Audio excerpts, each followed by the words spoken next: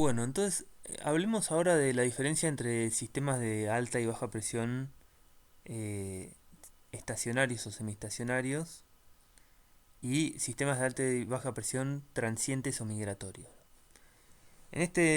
Ahora vamos a ver unos gráficos y unas animaciones. Entonces, primero empecemos por los gráficos, que vamos a ver el contraste entre invierno y verano, ¿no? De ambos hemisferios. Este gráfico de acá lo que muestra es la presión atmosférica promedio de enero. Enero sería invierno del hemisferio norte y verano nuestro. Entonces en colorcito están marcadas las altas y las bajas presiones relativas, ¿no? Los colores más amarillitos, naranjas son altas presiones y los celestes son zonas de baja presión relativa. Fíjense que en el Ecuador hay una zona de, por más que no está pintado en celeste, de bajas presiones relativas, porque está rodeado de zonas de alta presión, ¿no? ¿No? Si bien no son valores muy bajos de presión, es una zona de baja presión negativa. En rojo está marcada la zona de convergencia intertropical, es donde convergen los vientos, digamos, donde convergen las dos celdas de Hadley en cada hemisferio. En superficie lo vemos como que convergen los vientos del este, ¿no? Acá tenemos viento del noreste, viento del sudeste y convergen a lo largo de esta línea. Como es verano, como es verano en el hemisferio sur, esta línea está desplazada más hacia el sur y más se desplaza más hacia el sur sobre los continentes incluso. ¿Por qué? Porque los continentes se calientan más y ese calentamiento que tienen los continentes en verano favorecen al ascenso de aire. Y el ascenso de aire, bueno, coincide con la rama de ascenso de la celda de Hartley. Después tenemos en los océanos altas presiones, en el Océano Pacífico Sur, en el Atlántico Sur, en el Índico, también en el Atlántico y en el Pacífico Norte. Y después tenemos en la diferencia con el hemisferio sur, fíjense que en las grandes masas continentales del hemisferio norte tenemos altas presiones también. Esas altas presiones son sistemas estacionarios también. ¿Por qué aparecen en los continentes en invierno? En los grandes continentes del hemisferio norte en invierno. Bueno, porque se enfrían mucho. Están muy fríos y ese aire muy frío es muy pesado, entonces genera bajas presiones. Pero son otro tipo de bajas presiones, que están quietas, como la de los océanos. La celda, digamos, para diferenciar, estas celdas de alta presión que están en los océanos, que son simétricas, digamos, que están en el Atlántico, en el Pacífico, en el Índico, son más una cuestión más dinámica que tienen que ver con la celda, el funcionamiento de la celda de Hadley, que tiene la parte donde asciende la celda de Hadley, está en una zona de baja presión, y donde desciende en una zona de alta presión. Estas altas presiones que aparecen en Norteamérica y en Siberia son de origen térmico, se deben al peso, eh, el peso del aire, que está muy frío.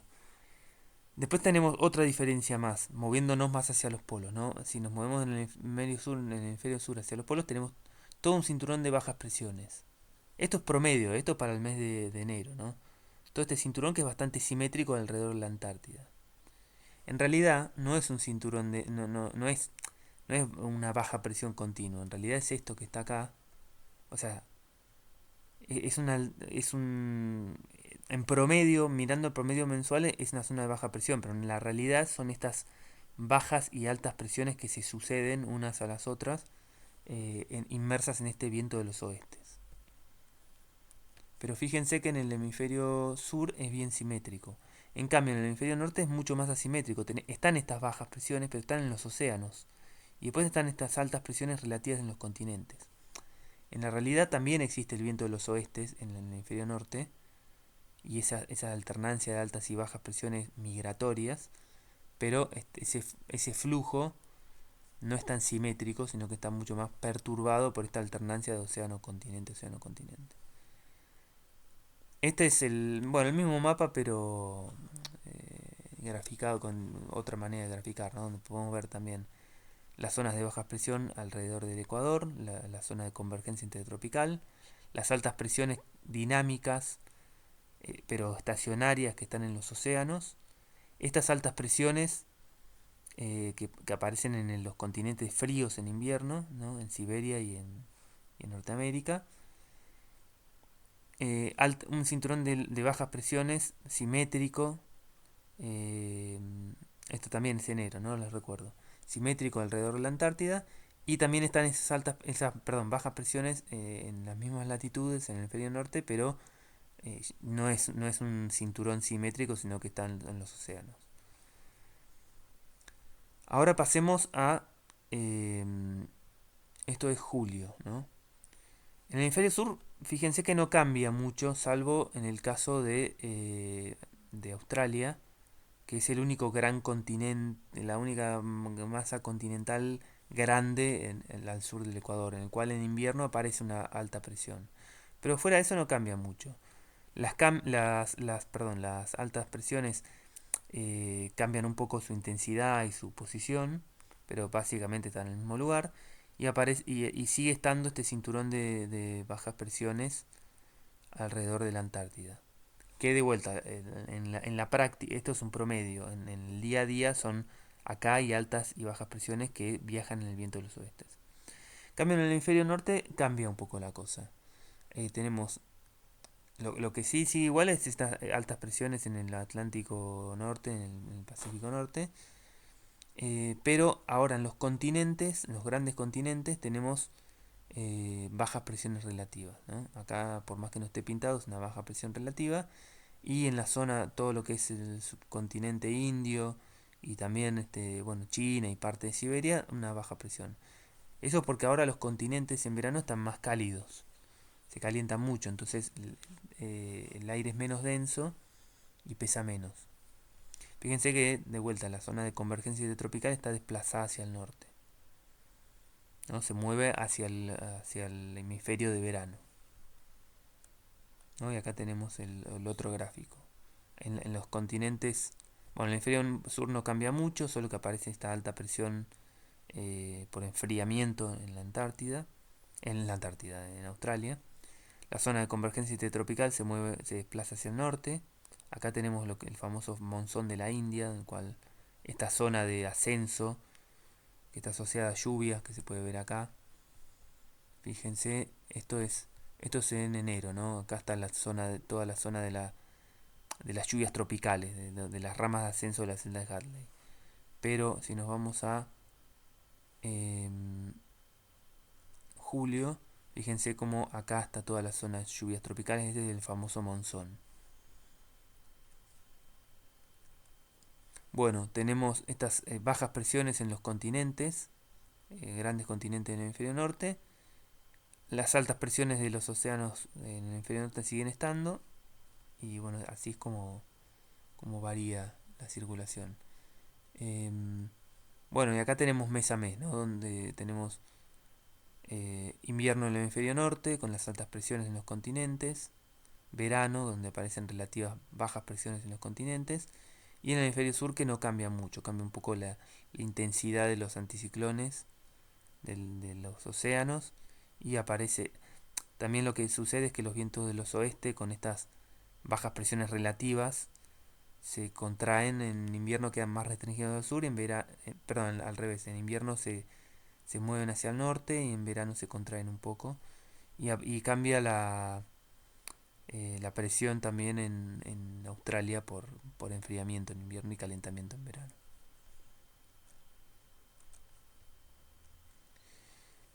Bueno, entonces los sistemas, ya vimos ya tenemos una idea de cuáles son los sistemas estáticos, ¿no? Son estas altas presiones que están en los océanos y las bajas presiones que aparecen en los continentes en verano y que son altas presiones en invierno, ¿no? Altas presiones. Los sistemas migratorios son estos que están en los cinturones de viento de los oestes, ¿no? Otra vez volvemos a este video que lo vimos tantas veces. Son estos torbellinos que vemos pasar, que no se ven en los promedios, pero sí cuando miramos las imágenes del día a día. Estos torbellinos que viajan en los vientos de los oestes. Entonces, bueno, esas alternancias de altas y bajas presiones determinan, porque ya vimos cómo es el viento, ¿no? Que el viento es aproximadamente paralelo a las isobaras. Eh, la intensidad de viento la va a dictar, la va a controlar cuán apretadas estén esas isobaras, o sea, el gradiente de presión. Y la dirección, bueno, La dirección del viento va a ser una resultante de la configuración espacial de los sistemas de presión. Acá tenemos, por ejemplo, en el libro Meteorología Práctica hay muchos ejemplos. Por ejemplo, acá ponen ejemplos para Buenos Aires, pero es para Buenos Aires, para el Río de la Plata, pero se puede aplicar a otros lugares, ¿no? Situaciones que favorecen diferentes direcciones de viento en el Río de la Plata, ¿no? Por ejemplo, viento norte se da con una alta presión al este. Viento noreste con esta configuración, que también es lo que podríamos esperar, por ejemplo, en nuestra zona, en el Nahuel Huapi o en cualquier otra región. Viento del este, la alta presión está al sur. Viento del el sudeste, la alta presión también está al sur, pero bueno, acá estaría el sudeste, ¿no? Y otras situaciones más, ¿no? Viento del sur, la baja está al sudoeste. Viento del sudeste, la baja está al oeste. Viento del este, la baja está al noroeste, perdón. Y viento del noreste, la baja está al noreste del Río de la Plata. Entonces, bueno, en diferentes configuraciones. También hay situaciones de calma, en qué momento se dan situaciones de calma, ¿no? Que esto de vuelta también es aplicable a, a otros lugares, no solamente en el Río de la Plata. Y situaciones de calma son, por ejemplo, esto, eh, por ejemplo, estar en el medio de una alta presión donde la separación de las isobaras es muy grande, ahí se dan las situaciones de calma.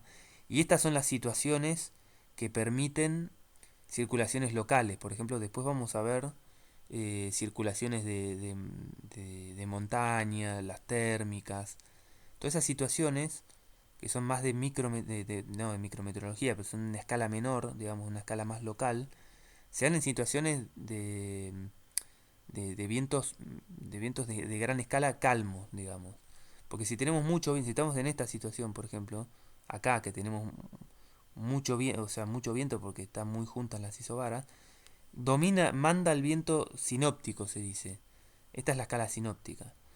O sea que este viento manda y destruye todas las circulaciones locales que se puedan dar por otras cuestiones. En cambio, si tenemos calma, y acá, aparte en los anticiclones tenemos cielos despejados, eso va a hacer que haya mucha radiación y que haya mucho contraste entre una pendiente norte, una pendiente sur, o una pendiente o una superficie con agua, una pendiente con mucho albedo. Entonces esas diferencias térmicas entre la topografía para una escala local van a permitir que haya circulaciones justamente locales, ¿no? Vamos a otra pregunta, digamos. Y nosotros vimos que estamos viendo que el viento termina siendo paralelo a las isobaras, ¿no?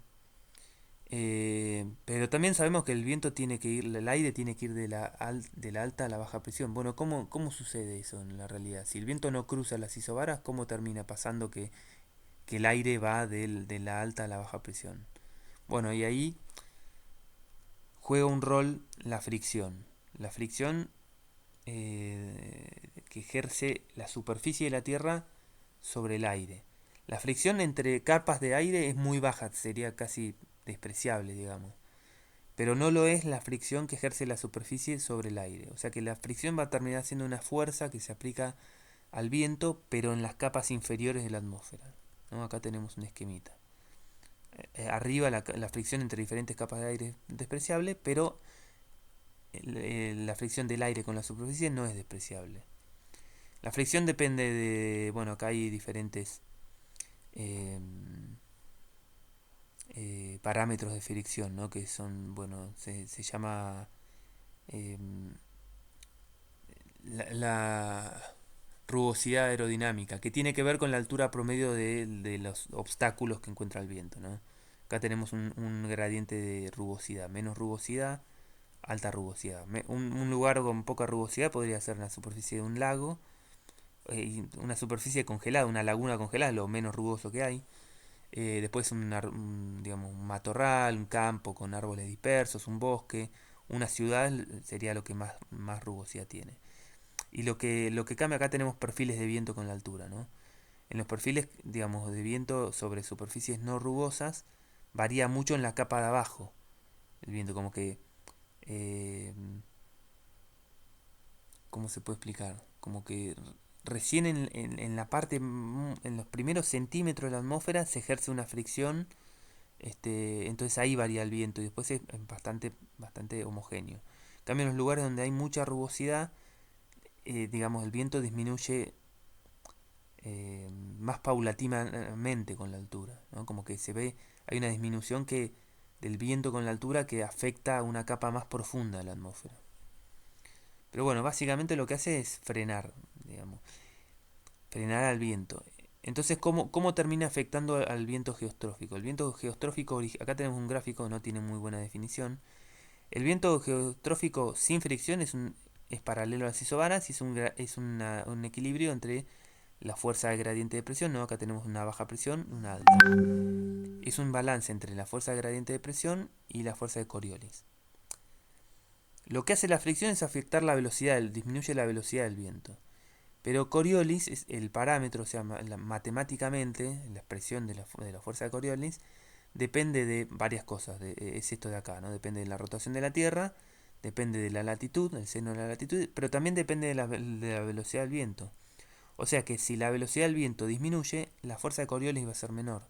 Entonces lo que termina pasando es que la fuerza de Coriolis, que es esta F minúsculo, disminuye. Entonces la fuerza de gradiente de presión le termina ganando a Coriolis y el viento termina cruzando hacia las bajas presiones. No, esto es lo mismo, el mismo gráfico. Entonces, esto sucede, esto es una verdad media, digamos. El viento, el aire va de la alta presión a la baja presión, pero no siguiendo este camino, sino siguiendo un camino más complicado. En el hemisferio sur tenemos que digamos, alrededor de una baja presión hay una circulación en el sentido de las agujas del reloj, pero lo hace cruzando las isobaras eh, hacia la baja presión. Y esto es en superficie, no en altura. En superficie pasa esto porque está la fricción. Y en superficie también en una alta presión los vientos circulan en contra de las agujas del reloj, pero cruzando las isobaras hacia las bajas presiones. Entonces, lo que termina pasando, bueno, esto es para el hemisferio norte, el sentido de circulación tendría que ser al revés, ¿no? Para la baja presión al revés, a favor de las agujas del reloj. Pero bueno, no existe este gráfico para el hemisferio sur. Entonces lo que termina pasando es que la baja presión es como una aspiradora de aire. ¿Por qué? Porque hay convergencia en la baja presión. El aire converge porque el viento en superficie cruza eh, las isobaras hacia el centro de la baja presión. Por continuidad, como es un fluido, digamos, no se puede acumular indefinidamente el aire en un lugar, tiene que ascender. Entonces, al ascender, el aire pasa todo lo que vimos en la clase pasada. Al ascender se expande adiabáticamente, se enfría y puede generar, en la mayoría de los casos, nubes y precipitación. Por eso, acá, los sistemas de baja presión se ven con nubosidad y los de alta no. Bueno, ¿qué pasa en los sistemas de alta presión? Los sistemas de alta presión, como hay divergencia, como el flujo cruza en superficie, cruza hacia las bajas presiones, hay divergencia, entonces el aire tiene que descender, porque es un continuo. Entonces al descender, el aire se comprime, se calienta diabáticamente y si existiese alguna nube, las gotitas de agua de esa nube se van a, a evaporar. Entonces, por eso acá los anticiclones son las zonas que no tienen, las anticiclones o las zonas de alta presión son las zonas que no tienen nubosidad o tienen una nubosidad muy baja. Acá vemos que el anticiclón, por ejemplo, semipermanente del Atlántico, por lo general no tiene nubosidad o tienen alguna nubosidad en forma de estratos que no tienen mucho desarrollo. En cambio, los sistemas de baja presión sí, lo que vemos acá, tienen nubosidad asociada. Pero bueno, acá lo que vemos, digamos, ¿se acuerdan? Habíamos visto diferentes tipos de ascenso, de cómo puede ascender una parcela de aire y en ese ascenso enfriarse adiabáticamente y generar nubes y precipitación. Había cuatro maneras. Uno es la convergencia, otro es la convección, que es calentamiento, aire que se calienta más que sube el aire vecino, entonces asciende. Otro es el flujo orográfico, digamos, que el aire choca contra una montaña y se ve forzado a ascender, entonces pasa todo lo que pasa, y otro es el frontal. El que acabamos de ver es este, ¿no? Hay convergencia en una baja presión. Bueno, esto también lo podemos ver acá, por ejemplo, no se los mostré, pero si mira, acá tenemos una baja presión, acá una alta, acá otra baja. Si miran con un poco de cuidado, pueden ver que en las bajas presiones como que se ve que el flujo converge. Estas líneas que representan el flujo del viento, hay una convergencia, ¿no? Acá también lo podemos ver. Pero si miramos la alta presión, se puede ver, mirando con un poco de cariño, que hay divergencia. Estas líneas de flujo divergen. Bueno, esto va a hacer que, acá estamos viendo en los niveles más bajos, ¿no? Esto va a hacer que acá en la alta presión haya una, ¿cómo se llama? Un descenso, y acá ascenso de aire. A ver si podemos ver imagen satelital. No está funcionando mucho internet, pero quería ver si podemos ver imagen satelital de ahora. Em, bueno, hay otro mecanismo más asociado a la circulación de altas y bajas presiones, que es este, que es un frente. Es cuando aire frío se desplaza al aire caliente, por lo cual el aire caliente se va a mover sobre el aire frío, o viceversa, si el aire caliente desplaza el aire frío, que también el aire caliente va a terminar moviéndose sobre el aire frío.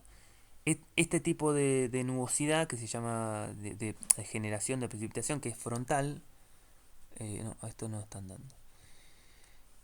También está asociado, en el video son estas nubosidad en forma de bandas. Entonces lo vamos a ver ahora en el próximo video, pero antes de eso tenemos que ver algo de masas de aire.